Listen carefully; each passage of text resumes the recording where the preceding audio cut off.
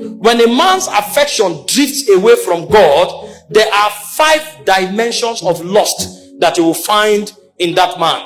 The first is he will start loving knowledge and not life. That is the first sign of Babylon. The first sign of Babylon is pursuit for knowledge and not life. You know why?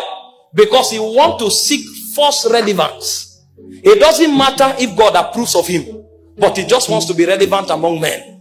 And what will make him relevant is knowledge. See, what God calls knowledge is actually not facts and information. It's life. He said, this is life eternal. John 17:3, that you may know him, the only true God. So God's definition of knowledge is actually life. And so any life, any knowledge that is only mental will puff up. And that pride becomes the reason why God will reject you. But when knowledge becomes about life, knows that affection is about God. There are many who listen to message because they want to hear something to preach. There are many who read the Bible because they want a new verse to preach. But when you find a man who loves God, he opens the scripture to find God. And so his pursuit is not knowledge. His pursuit is life. If you discover that your pursuit now is about knowing so many things and so much, and not necessarily about growing in intimacy with God, know that your affection has been compromised.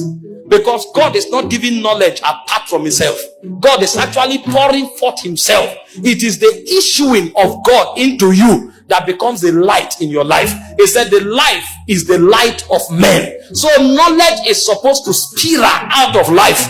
And so any man who pursues life will have knowledge. But it's possible to pursue knowledge and be void of life. This is why people who don't have affection for God, they are just curious about everything. They are everywhere seeking relevance and not in God's presence. When the man is pursuing life, know that his affection is still pure. The second thing that happens to you if your love for God is compromised is you begin to love money.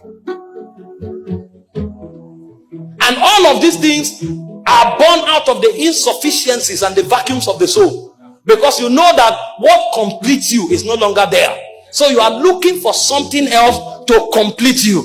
And so you know that money has purchasing power. And so you want to have a lot of money in order to buy a lot of things to satisfy the vacuum of your soul. And so the Bible said in 1 Timothy chapter 6 verse 10, it said the love of money is the root of all evil. And men whose affection have been compromised, they spend all their life pursuing money. They can work 3 shifts in a day in order to have money, but they cannot stay in God's presence for 30 minutes.